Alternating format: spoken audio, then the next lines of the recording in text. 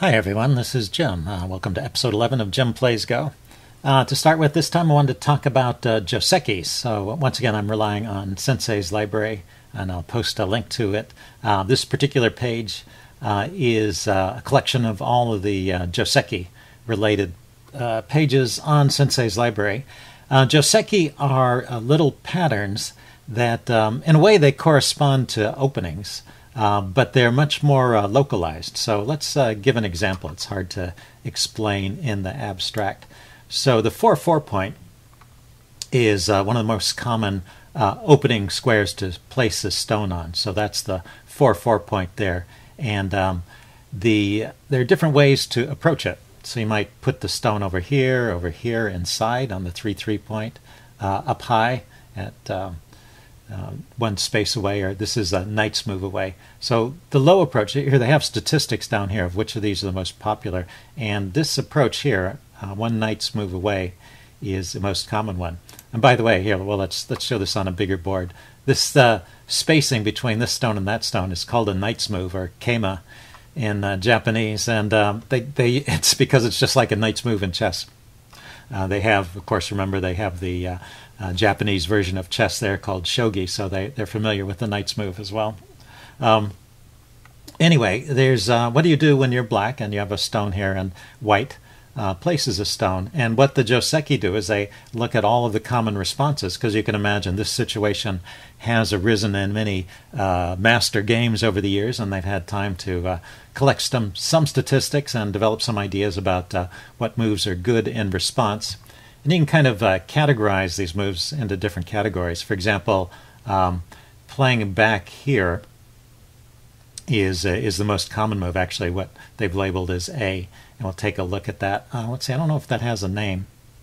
Oh, they call it the low extension, I guess because you're extending this stone slightly lower. So lower, by the way, means closer to the edge of the board, and higher is closer to the center. So the low approach, this stone is coming in towards this stone, and but it's coming in on the lowest side, and a low extension in response is a knight's move away from this stone, but back towards the side of the board over here.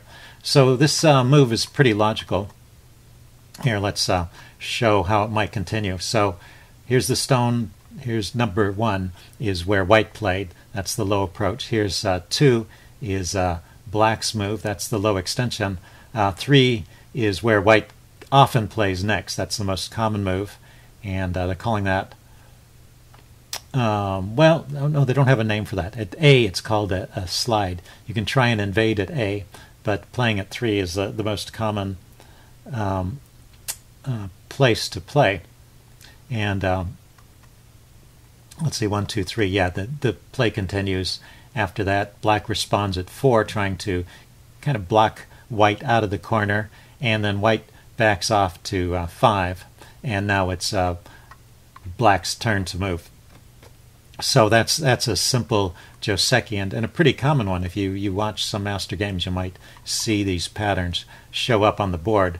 I'm sure one of the tricks is learning when these different patterns are appropriate. Another common response, though, before I talk about that, is something called a pincer. You have your stone here. White has approached it with this stone, a knight's move away, and you place a stone on the other side of white, say at E here. That's a low pincer, and you're one space away, so it's called a one-space low pincer. And it seems like you're trying to squeeze this stone in between your two stones. And a common response here for white is to jump in and try and claim the corner, jump into the 3-3 point. But, well, white could also play out to this point marked at C. This is a jump, and allows white to try and escape. So that's when white is not fighting for the corner so much, but just wants to make sure this stone lives and kind of disrupts your ability to create a good structure over here. And then there was the, let's go back up to the top. There was the one space high pincer. That was F here. There was an interesting Joseki here where, okay, so you start here with your stone on the 4-4 point. White approaches. You pincer with a high pincer, blocking it on this side, and now white jumps out. That's what I was talking about. So in response to white jumping out, black jumps out here because he doesn't want this stone to get isolated or cut off. He wants to make sure he has good territory over here. And now white jumps into the corner with 5. Black responds with 6, blocking a further invasion into the corner. And then white backs off with 7. So there's this kind of framework that white has established here. Maybe he'll create some territory. And if it threatens to get cut off, he has an escape route in this direction. In the meantime, black has got some territory over here and a stone over here that may be useful later on. There was one point here that I thought was kind of interesting. I would be tempted to play at this point marked M. So white plays here. Black already has a stone here. White plays here. You play at M. You're just trying to say, no, I don't want you approaching any closer. That's kind of you're attached to that stone and prevent it from expanding into the corner. It's your way of protecting the corner. And they had a little bit of commentary about this. This is called a diagonal attachment. So the stone was here. White plays here with 1,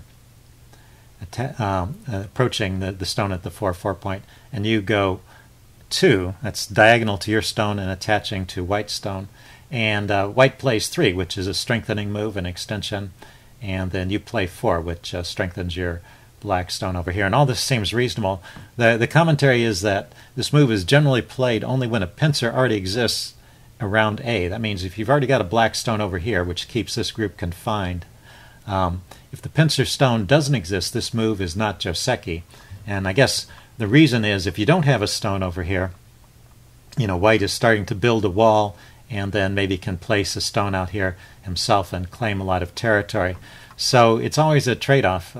And when you play these standard patterns, you have to keep the context in mind. So this is a case where, when they say something is Joseki or is not Joseki, that kind of implies that it's not a good move or in general if it's not Joseki, or it would only be good in specific circumstances, whereas Joseki are thought to be at least equal.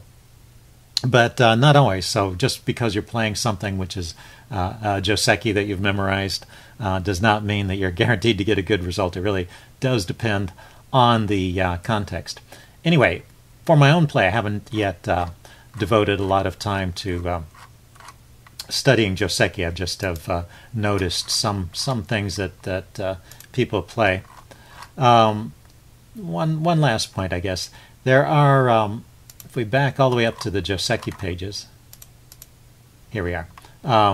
In addition to these corner approaches, there are also some kind of middle game Joseki, and I just noticed one comment over here under side Joseki that reduction Joseki. So you want to play moves that will reduce your opponent's space, and that's often what you play in the middle game, trying to prevent him from creating large groups of territory. And a shoulder hit is a very common technique. And it says here, diagonally approaching a stone on the third line is known as a shoulder hit. I'd heard this term before, but I didn't realize it was specific to the third line. So this black stone on the third line, you play at 1 and diagonal to that stone, and that's a shoulder hit to that stone. Black has several options for dealing with this move, the most important of which are A and B. So black needs to extend either in this direction or in this direction, because this stone here is indirectly attacking that stone, and this one needs to be strengthened. So this is kind of information you can pick up browsing this website. It doesn't mean that you're always going to play here or here when you experience a shoulder hit, but that's often a good idea. So you can pick up some ideas about what good play is by just browsing through these. And also, if you ever find yourself in an awkward situation, a few moves into an opening or after somebody approaches, you can look up particular Josekis and see what has been played in those circumstances. Okay, anyway, I will go play a game now. Let's see what we can get here. Okay, here's the game. Let's have the black pieces. Let's try another 3-3 type of opening.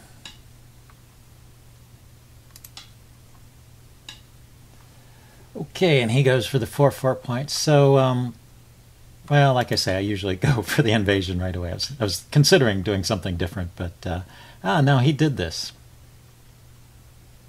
Okay, so I saw that I should strengthen here, and now he does a shoulder hit on my 3-3 point. Let's extend in this direction. Maybe I can build something on this side.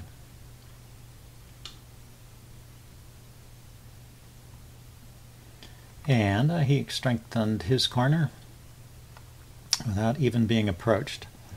So what should I do? Maybe if I go over here between these groups of stones, cut them off, and come back this way. Fill in here.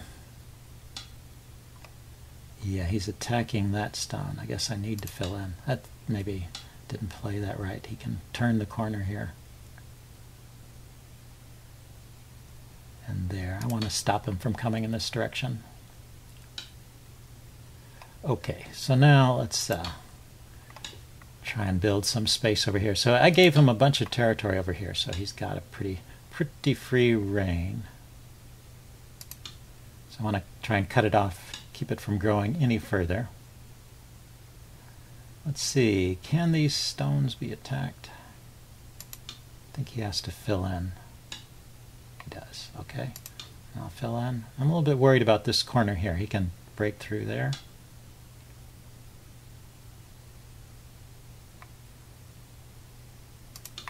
Maybe there. So if he comes in here, I can capture the stone. And tries to surround that group. I'll keep his stones separated. Okay. This is just building a small amount of space over here for him, but yeah, maybe it's good.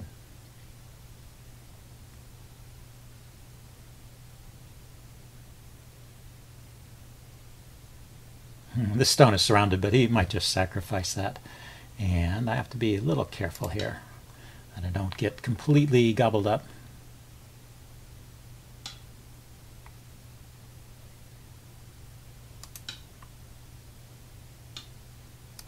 Okay, so he just secured his territory. That's pretty good. Looks good for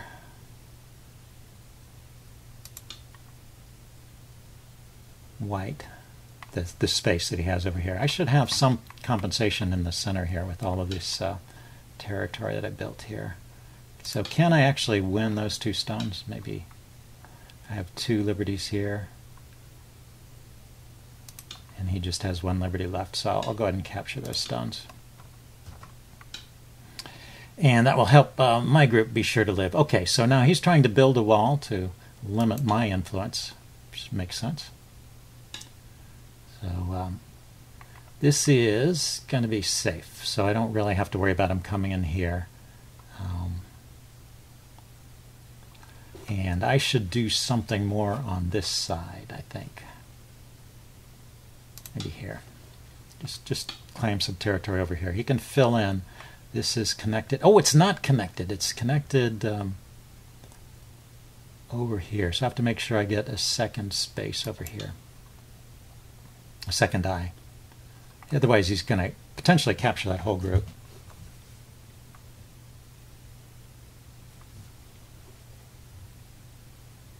I was thinking it was connected down here, but it's only connected up here.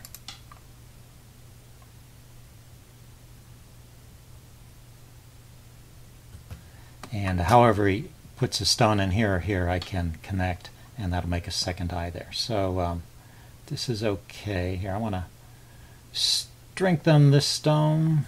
Yeah. I have no space here. I may be living, but I don't have any space. Lebensraum.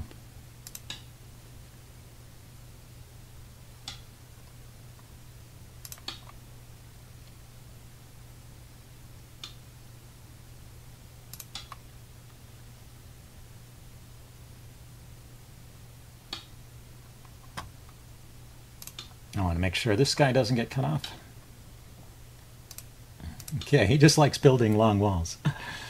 Okay, and I have to make sure this group gets a second eye. There's 1 eye here at least, and I just need to extend here and create a second eye down here.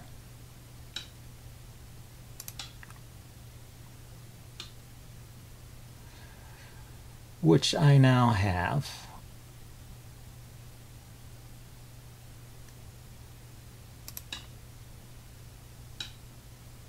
or not.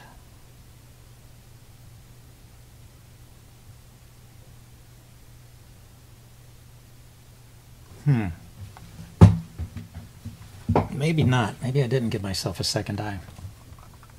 If I go here, he will go after these stones.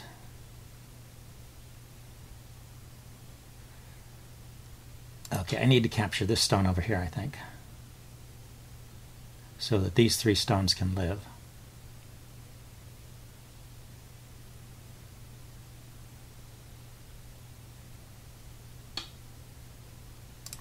And then I have to figure out a way to connect over here. Connect under. Yeah, he's not going to let me do it. Ah, well, that's really mean. He killed this whole group. Okay. Well, let's build a wall over here.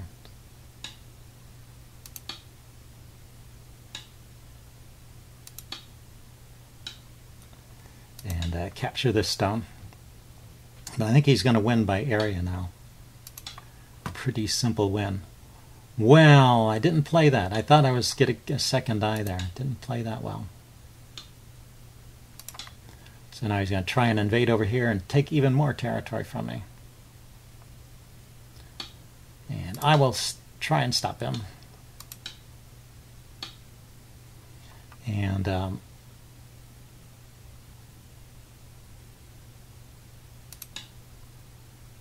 get as much space as I can. We'll see how it adds up at the end. Yeah, so he can't invade. Well, you know, he could try invading, but there's no cracks in the wall here. If he plays here, I capture it. If he plays here, that's not legal. He plays there, it's not legal. Okay, so I think I am safe. And this group, as I said, it has two eyes, so it can't be taken. He can place a stone here, but I'll place a stone there, and vice versa. Either way, I'll end up with two eyes. So my only moves that I have would be to invade over here. And I don't see any invasion. There's not enough space here for me to invade. So here would be a move. He just fills in here, and it's not legal. So I'm going to pass. And he agreed to pass too, so this should be over pretty quickly.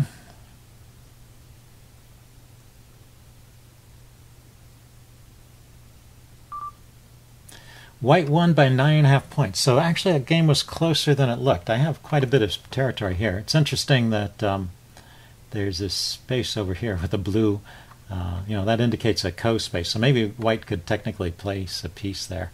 Now I have this territory here, and he got all of this territory, which I guess it's not as big because he played a lot of stones to get it. But he wins because he also captured a bunch of my stones here. So if I had managed to save that group, then I probably would have been winning. So he had 40 territory, 12 prisoners, and 5 komi. I had 44 territory. So actually my territory was bigger, but only 4 prisoners. And with the komi and the prisoners, he won by a total of 10 points. So good game. Hope you guys enjoyed this. Leave any comments you have in the section below, and I will see you again soon. Bye.